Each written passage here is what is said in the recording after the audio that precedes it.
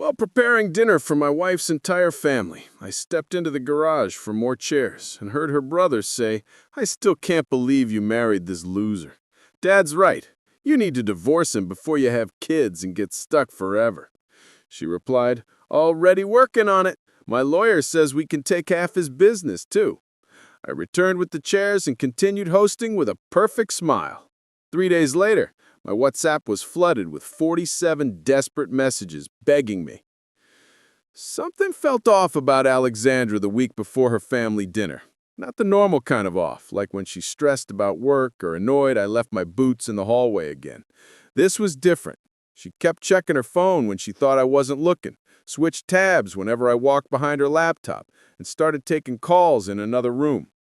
After 7 years together, you develop a sense for these things, like how you can tell when a wall isn't plumb just by looking at it. Look, I never thought I'd be writing one of these posts. I'm not the type to air dirty laundry online, but I'm sitting here at 3 a.m. with a glass of whiskey, still in disbelief about how my life imploded in just 3 days. I need to get this out somewhere, and you internet strangers are getting front row seats to the shit show. Some background. I'm James, 34. I built my construction business from scratch after dropping out of community college. Started with just me and a beat-up truck. Now I've got 5 crews running projects across the county. Nothing massive, but it pays the bills and then some. Alexandra, 32, is my wife of 7 years. I supported her through law school, paid tuition, rent, everything while building my business. She comes from an upper-middle-class family that never really approved of the blue-collar guy their daughter brought home. Her dad, Elijah, is some kind of financial advisor. Her mom, Pamela, is in real estate. And her brother, Thomas, thinks his business degree makes him God's gift to capitalism. Here's the thing. I always knew they thought she could do better. The side comments about my little business or asking when I'd go back to school never stopped. But Alexandra always defended me. Or so I thought. Last Saturday was the annual spring dinner at our place, a tradition Alexandra insisted on to show off our home to her family. I spent the morning prepping the yard, pressure washing the deck, and helping with the cooking. Everything had to be perfect for her family. I'd been up since 6 getting the smoker ready for the brisket I'd been dry aging all week. Alexandra was tenser than usual, snapping at me for small things, but I chalked it up to the usual family dinner stress. Everyone arrived around 4. Her parents, her brother Thomas and his wife, her younger sister Magnolia, who's still in grad school. Alexandra's mom immediately started critiquing the living room furniture arrangement, while her dad asked pointed questions about how business was going, with that tone that suggested he was waiting for me to admit failure. By 6, we were ready to eat. I'd set up the dining table with our good plates, the ones we got as wedding gifts and barely use, but realized we needed 2 more chairs from the garage. As I headed out through the side door, I heard voices around the corner of the house. Thomas and Alexandra were standing by the azaleas, sharing a cigarette, which was weird since she supposedly quit 3 years ago. I was about to call out when I heard my name. I froze. Thomas was saying how he still couldn't believe she married this, and that their dad was right. She needed to divorce me before having kids and getting stuck forever. What Alexandra said next felt like taking a sledgehammer to the chest. She was already working on it, and her lawyer said that they could take half my business, too. I stood there completely numb as they laughed about how I had no idea what was coming. They kept talking, something about someone named Dominic being a much better fit for her, and how she'd wasted her best years with me while I was playing construction. Have you ever had a moment where your entire reality just shifts? 7 years of marriage, the countless nights I stayed up helping her study for exams, the vacations we skipped so she could afford textbooks, the extra jobs I took to cover her student loans. All of it suddenly looked different in the harsh light of what I just heard. But I didn't yell. I didn't confront them. Something inside me went ice cold. I quietly backed away, grabbed 2 folding chairs from the garage, took 3 deep breaths, and plastered on the fakest smile of my life. Walking back inside, I caught my glimpse of myself in the hallway mirror. I looked perfectly normal. Inside, nuclear wasteland. The rest of that dinner was surreal.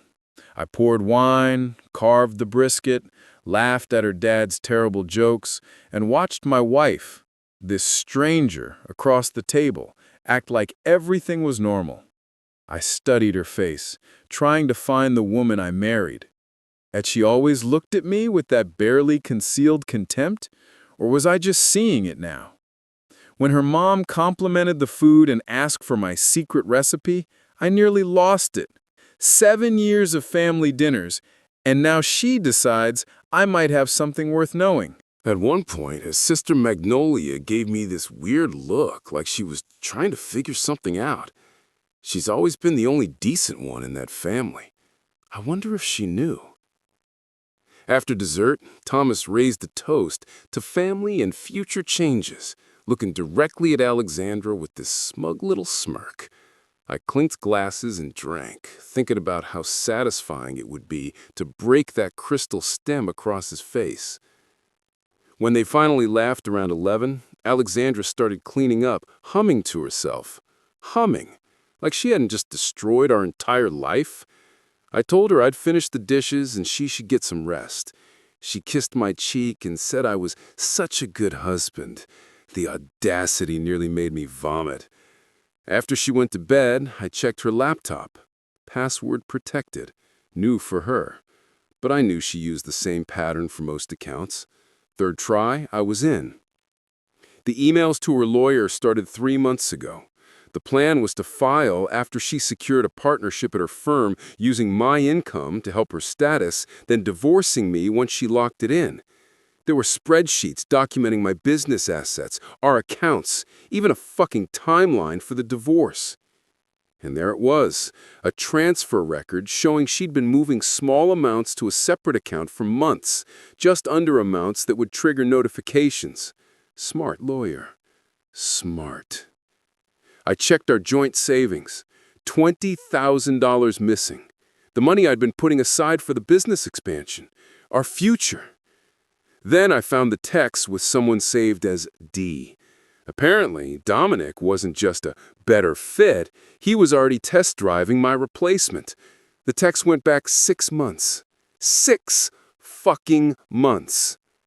I didn't sleep that night. Or the next. I called in sick to work on Monday, first time in 3 years, and met with a divorce attorney while Alexandra was at the office. Guy named Mike, who a buddy recommended. Told him everything, showed him the screenshots I'd taken. Mike laid it out straight. In our state, she could potentially get half my business value since it grew substantially during our marriage, even though I never lifted a finger to help with it. Even though I built it from nothing while supporting her through school. When he told me the potential settlement amount, I almost blacked out. Everything I'd built, everything I'd sacrificed for, cut in half and handed to the woman who was planning to blindside me. I remember asking Mike, "So what, I just bend over and take it?"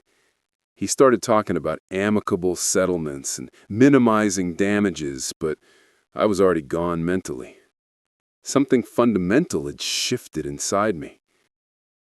That night, Alexandra asked if I was feeling better, brought home soup, acted concerned. I played along, said I was just tired, probably coming down with something. She suggested I see a doctor. The performance was Oscar-worthy. I nodded, thanked her for caring, told her I loved her. She said it back without hesitation. Those 3 meaningless words falling from her lips while she planned my financial execution. I watched her scroll through Instagram as we sat on the couch, stopping to like a photo of us from last Christmas that her sister posted. The caption read, #couplegoals. I nearly laughed out loud. It was like living with a stranger wearing my wife's face. Every movement, every word felt calculated. Had she always been this person?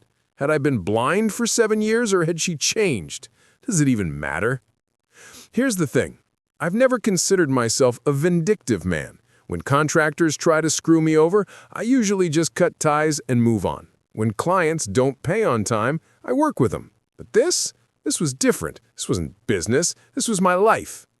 As I lay awake that second night, watching her sleep peacefully beside me, probably dreaming about spending my money with Dominic, something hardened inside me. A clarity I'd never felt before.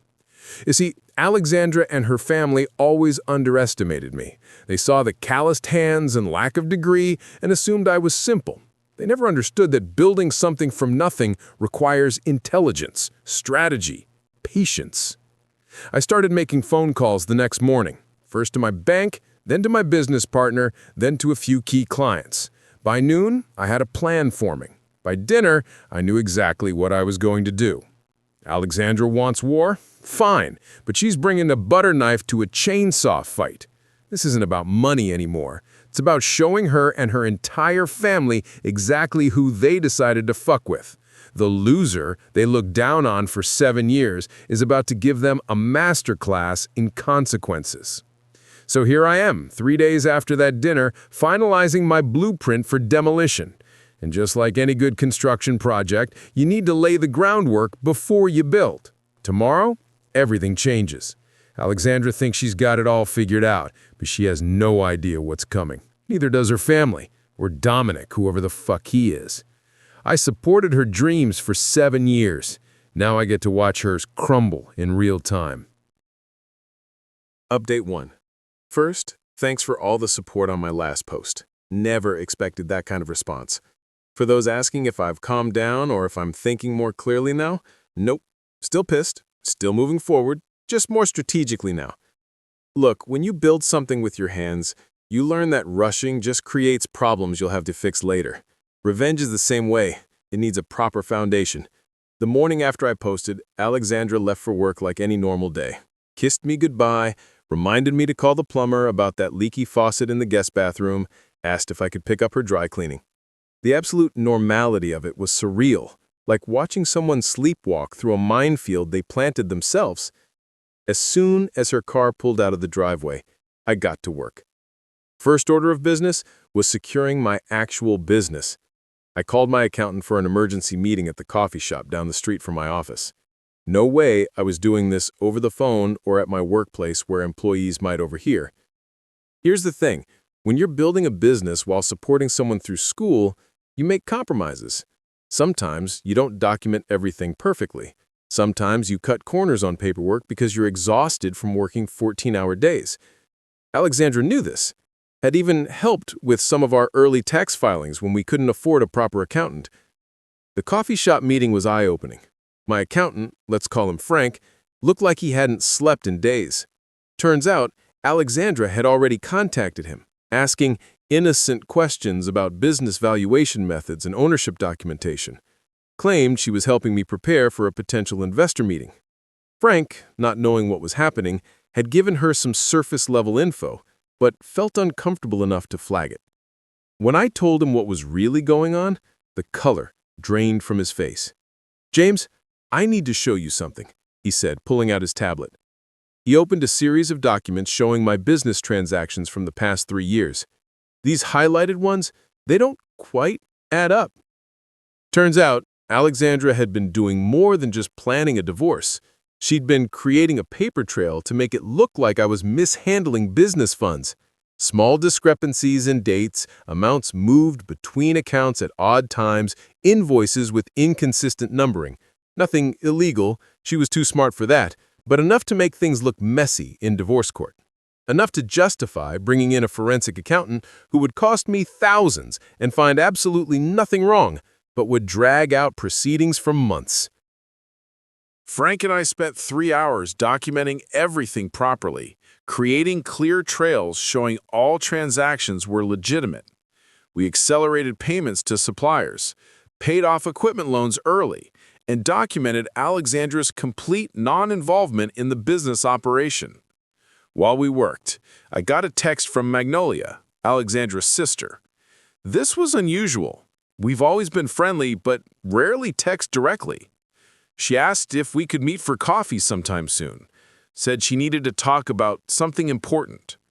I agreed to Saturday morning, wondering what that was about. Next up, the bank.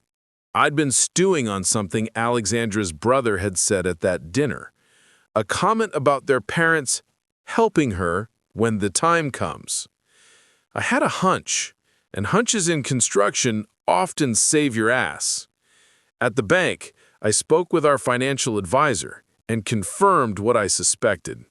Alexandra had applied for a home equity line of credit against our house 2 weeks ago. The house that's primarily in my name because I made the down payment with pre-marriage savings. The house that I renovated myself, adding nearly $100,000 in value.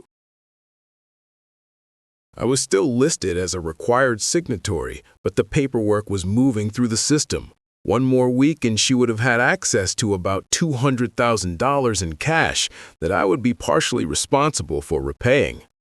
The advisor seemed uncomfortable when I explained I didn't authorize this. After showing my ID and marriage certificate, I was able to cancel the application. The fork paused halfway to her mouth just for a second. "Oh, new client at the firm. Time-sensitive case." Then she put her phone face down on the table. That slight hesitation told me everything. 7 years with someone? You notice these things. "Must be important if he's texting you during dinner," I said, still Mr. Relaxed Husband. She gave me this tight smile. "You know how it is. Some people don't respect boundaries." The irony almost made me choke on my garlic bread. After dinner, she said she needed to finish some work and disappeared into the home office. I cleaned the kitchen, making enough noise so she'd think I was busy, then silently moved to the hallway near the office door, which she'd left slightly ajar. I could hear her voice, low and intimate. Not her client voice, not her talking to family voice, her bedroom voice. "Can't just call whenever you want. No, he doesn't suspect anything. Just be patient. Yes, I miss you too." Each word was another nail in the coffin of whatever feelings I still had for her. The rage I'd been tamping down threatened to boil over. I wanted to burst through that door, to confront her, to end this charade right now, but that would have ruined everything. So I walked away, back to the kitchen, turned on the faucet, pretended to wash more dishes while planning my next moves. Here's the thing about building. Timing matters. Pour concrete too soon after the rain, it won't set right. Rush the framing, the whole structure is compromised. This revenge needed time to cure properly. Wednesday morning, I accidentally left divorce papers I'd printed out visible on my nightstand. Not filled in, just the standard forms from the county website. When I came back from my shower, they were slightly moved. She'd looked at them, but she said nothing, neither did I. At work, I quietly began preparation, called in favors from clients who owed me, not for money, for information. Turns out Dominic wasn't just some random guy. He was a close friend of Thomas, Alexandra's brother. They'd gone to college together. He came from the same kind of money as her family did, the kind of guy her parents had always wanted for her. And here's where it gets interesting. Dominic had been at several family events I'd skipped over the years because I was working. Birthday parties, a ski trip, even a fucking cruise I couldn't go on because I was finishing a big project, the project that actually established my business. Through a mutual acquaintance, I learned Dominic and Alexandra had dated briefly in college before we met. The pieces were falling into place. This wasn't just an affair. This was a long game. While digging into all this, I also created a detailed spreadsheet documenting every penny I'd spent supporting Alexandra through school. Tuition, books, rent, the laptop I bought her for graduation, the bar exam prep course, the interview suits, the countless Ubers home from late-night study sessions because I didn't want her on public transit after dark. Grand total, $143,600. Not including interest I could have earned if I had invested that money in my business instead. That night, Alexandra initiated sex for the first time in months. I almost laughed at the timing. Was this part of her plan too? Keep me distracted and satisfied while she arranged my financial execution? I went along with it, performing as expected, feeling nothing but detachment as she play-acted passion. Afterward, while she slept, I sat in the dark, staring at the ceiling fan, counting rotations instead of sheep. One thought kept circling. How long had our marriage been a lie? Was it always transactional for her? Was I just a stepping stone? Update 2. Thursday morning brought my coffee meetup with Magnolia. I arrived early, checking Reddit on my phone while I waited. The support from you internet strangers was still flowing in. Some suggested extreme measures I'd never consider. Others shared similar stories that made mine seem tame by comparison. The solidarity helped, somehow. Magnolia arrived looking nervous. She's always been the odd one in that family, more genuine, less concerned with appearances. She ordered some complicated coffee drink and picked out a muffin while making small talk. Finally, she took a deep breath. What she told me next confirmed everything. She'd known about Alexandra and Dominic for months, had caught them together at their parents' lake house during that family weekend I'd missed because of a water damage emergency at a job site. She'd confronted Alexandra, who swore it was a one-time mistake. But it wasn't. Alexandra had confided in Magnolia recently, drunk after a family dinner I'd also missed, told her the whole plan. Stay with me until making partner, then upgrade to Dominic with half my assets as her golden parachute. Magnolia was telling me this because she couldn't stomach it anymore. Said she'd always liked me, thought I was good for her sister, couldn't understand why her family never gave me a fair chance. I thanked her for her honesty, careful not to reveal I already knew most of this, and asked her to keep our conversation between us. She agreed, seeming relieved to unburden herself. As she left, she hugged me and whispered that she was sorry. It was the first genuine human connection I'd felt in days.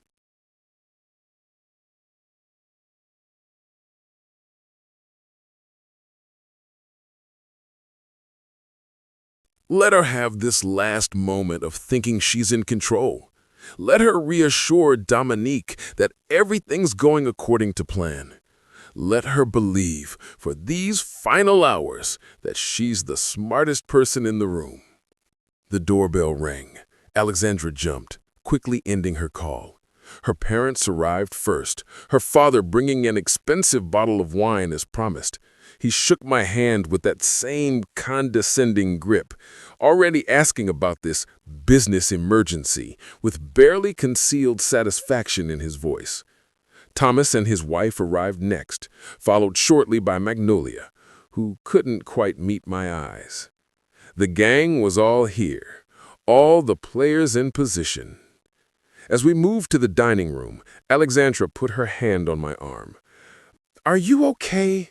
The concern in her voice sounded so genuine that, for a split second, I almost doubted everything. Almost wondered if I'd constructed an elaborate conspiracy theory out of coincidences and misunderstandings. Then her phone buzzed in her pocket. I saw Dominique flash on the screen before she quickly silenced it, and any last shred of doubt evaporated. I took my seat at the head of the table, the folder of evidence beside my plate. Alexandra sat to my right, her father to my left. The symmetry was perfect, just like the dinner where I had discovered her betrayal. But now, I was the one with secrets. As Alexandra's mother asked about the wine option, I caught Magnolia watching me with a strange expression, part curiosity, part dread. She knew something was coming, just not what.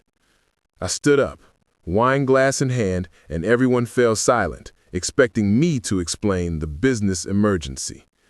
I smiled at each of them in turn, saving Alexandra for last. "Before we get to the reason I called this meeting," I said, raising my glass, "I'd like to propose a toast to family, to loyalty, and to finally seeing things clearly." The confusion on their faces was just the beginning. They had no idea what was coming next, and neither did Alexandra. Final update. I've been staring at my phone for the last hour, watching the message counter climb. 47 texts from Alexandra in just under 3 days, each one more desperate than the last. Look, I promised to tell you what happened at that dinner, and it was wild. I just raised my glass in that toast to family, loyalty, and finally seeing things clearly. The confusion on everyone's faces was priceless. I sat down calmly and took a sip of Elijah's expensive wine. So about this business emergency I mentioned, Alexandra squeezed my hand encouragingly. The absolute performance of it. I almost had to admire her commitment. Well, I continued, pulling out my tablet, I've discovered some serious problems that threaten everything I've built. Problems developing right under my nose. Thursday night, I set the next phase in motion. I created a fake business emergency. Called Alexandra, saying I needed all hands on deck for a crisis meeting the next night. Major client threatening to pull out, potential financial disaster. Needed her support and her family's advice. She hesitated, said she had plans. I pushed harder, let my voice crack a little, said I was scared of losing everything we'd built. Played on her guilt. She relented. Agreed to host an emergency family dinner Friday night. Said she'd call her parents and Thomas. Perfect. Update 3. Friday morning, I put the final touches on my preparations. Set up the dining room with printouts hidden in a folder by my seat. Loaded all the evidence onto a tablet. Screenshots, recordings, financial records, everything. Picked up her favorite dessert from that bakery across town she loves so much. At work, I made sure everything was in order. Had a frank conversation with my business partner, who was understandably shocked but fully supportive. We'd been friends since high school. He knew what Alexandra's schooling had cost me in more ways than one. When I got home, Alexandra was already there, setting the table with our good plates again. The symmetry wasn't lost on me. Another family dinner, same stage, entirely different play about to unfold. She seemed jittery, checking her phone constantly. When I asked if everyone was confirmed for dinner, she nodded distractedly, said her parents were bringing wine, Thomas and his wife would be there too. I suggested inviting Magnolia as well. Alexandra looked surprised, but agreed, texting her sister while I watched. The gang would all be there. Perfect. As I headed upstairs to shower and change, Her father stepped in. Whatever problems you two have are between you. But if you think you can intimidate my daughter with this ambush, you're mistaken. We have resources you can't imagine. I laughed. Resources? You mean like the $20,000 she stole from our joint account? Or the HELOC she tried to take out against my house? As Elijah ranted about all they'd done for us, I noticed Alexandra texting under the table. That's when I dropped the final bomb. Did Alexandra tell you Dominic is married too? I said casually. The room went still. Even Elijah stopped mid-sentence. Yeah, found that out yesterday. His wife's name is Rachel. Very understanding when I showed her the texts between her husband and my wife. Alexandra's face drained of color. You what? We had coffee yesterday. Seemed only fair she should know. That's when Elijah lost it. He grabbed the edge of my dining table, the one I'd built by hand, and flipped it. Food, wine, plates, everything went flying. Alexandra screamed. Her mother gasped. Thomas jumped back. I just sat there, oddly calm, watching 7 years of pretending crash around us. Magnolia was the only one who moved to help clean up. Our eyes met across the mess, and she gave me a small nod of respect, of understanding I couldn't put into words. Elijah pointed at me, finger shaking. You think you've won? You're nothing. You build things with your hands because you weren't smart enough for college. My daughter made a mistake slumming with you, but we'll fix it. I stood up slowly. I may work with my hands, Elijah, but at least I built something real. What have you built besides a family of liars? He lunged at me, actually tried to throw a punch. Thomas barely caught him, holding him back while he spewed threats about lawyers. Alexandra kept saying, James, please, let's talk privately. This isn't how I wanted. How you wanted? To divorce me? To take half of everything I built while fucking someone else? I shook my head. There's nothing to talk about. Elijah leaned forward with barely contained smugness. Financial issues? Cash flow problems? I've always said your business model seemed precarious. Actually, I said, connecting my tablet to our TV, The problem isn't with my business, it's with my marriage." The room went silent. Alexandra's hand froze on mine. "James," she whispered, "what are you doing?" "Here's the thing," I said. "When you're demolishing a structure, you don't start with the roof. You undermine the foundation first." So I played the recording of Alexandra and Thomas from the previous dinner, their voices filling the room, Thomas saying she needed to divorce me before having kids and get stuck forever. Alexandra replying she was already working on it, and her lawyer said they could take half my business too. I watched each face around the table. Thomas went pale. Alexandra's mother covered her mouth.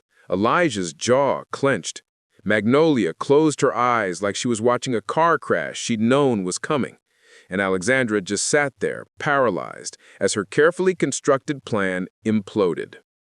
Next, I showed screenshots of her texts with Dominic, carefully edited but still damning. 6 months, I said quietly. 6 months you've been seeing him while I've been working 60-hour weeks. I turned to her parents. Did you know she was cheating, or just that she was planning to divorce me? Elijah tried to interrupt, but I wasn't done. I swiped to my spreadsheet. Every penny I'd spent putting Alexandra through school. $143,600. This is what I invested in our future, I said, while building my business from nothing. Next screen, documentation of her secret bank account and the canceled home equity application. And this is how she planned to thank me. The silence was deafening. Then 3 things happened almost simultaneously. Elijah stood up, knocking his chair backward. "This is ridiculous! Alexandra, we're leaving!" Alexandra grabbed my arm. "James, please, I can explain." And Thomas, the coward, tried deleting messages under the table. I pointed at him. "Those messages you're deleting? I already have them all. The times you helped her plan this." Thomas froze, then looked at his wife, who stared at him with dawning horror. Alexandra switched tactics. "It wasn't like that," she said, tears forming. "We've been confused, unhappy. We've been growing apart for years." "Growing apart," I echoed. "While I was paying for your education? While I was building a future for us?" I hadn't planned to lose my cool, but something snapped. 7 years, I said, lowering my voice. 7 years I believed in us, and all this time I was just a stepping stone. That night at the hotel, I slept better than I had in months. The next day, I went back while Alexandra was at work. Packed what mattered, clothes, tools, family photos, my dog stuff, and left my key on the counter. I'd already rented a small apartment near my workshop, not hiding, just creating space. Called my employees and explained I'd be working remotely, dealing with personal matters for a few days. I stayed off social media, ignored emails, focused on setting up my new place. The dog adjusted quickly. Animals know when something's wrong in a house. On the 3rd morning, I finally turned my phone back on. It immediately started buzzing. 47 WhatsApp messages from Alexandra, ranging from furious to pleading. The first ones were all caps rage. "How dare you embarrass me like that? And you've ruined everything." Then they shifted. "James, please call me. We need to talk." And "I know I made a mistake, but we can work through this." By message 30, she was bargaining. "I'll go to therapy. I'll cut off my family. Just please talk to me." Message 45 was simple. "I'm sorry." The final 2 came at 3:14 a.m. I told Dominic everything about the money, about the divorce plans. He says we should still be together. And then he just called to break things off, said he's trying to save his marriage with Rachel. I have nobody now.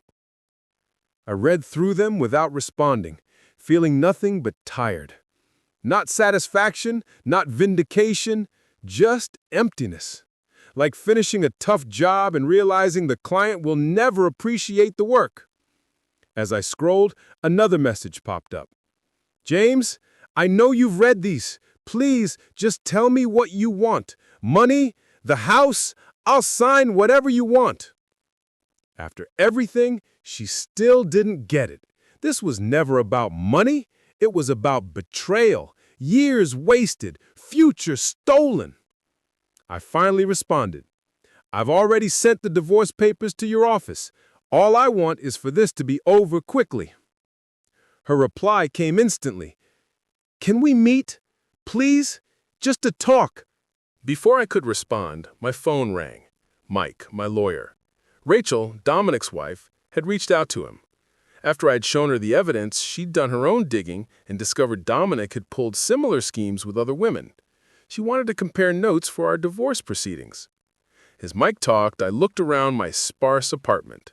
A mattress on the floor, boxes unpacked, the dog watching me with patient eyes. This wasn't how I'd imagined my life at 34, starting over again. But sometimes you have to tear everything down to fix a compromised foundation.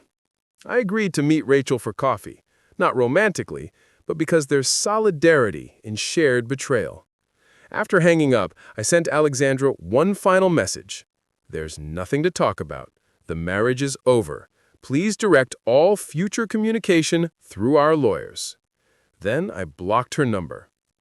That afternoon, I took the dog hiking. My phone buzzed with a text from Magnolia. "Heard you moved out. Alexandra is staying with our parents. Dad's on the warpath, but Mom's finally asking questions about what really happened. Think his perfect daughter facade is cracking?" I replied, "Thanks for letting me know. Hope you're okay in all this." Her response, "I am. Better than okay, actually. Finally told them I'm dropping out of the program they chose for me to pursue what I actually want. Guess your courage was contagious." As the sun set, I watched my dog explore, tail wagging without a care. 7 years gone, countless hours of work, a future planned and destroyed. But also freedom, truth, a chance to rebuild something authentic. My phone buzzed. Rachel confirming our coffee meetup with a link to a support group for people dealing with divorces involving financial deception. Apparently, it's more common than I realized. I pocketed my phone and called the dog. Time to head back. Make dinner, maybe unpack a box. Small steps. One day at a time. Like any good building project, the foundation comes first. And this time, I'm making damn sure it's solid.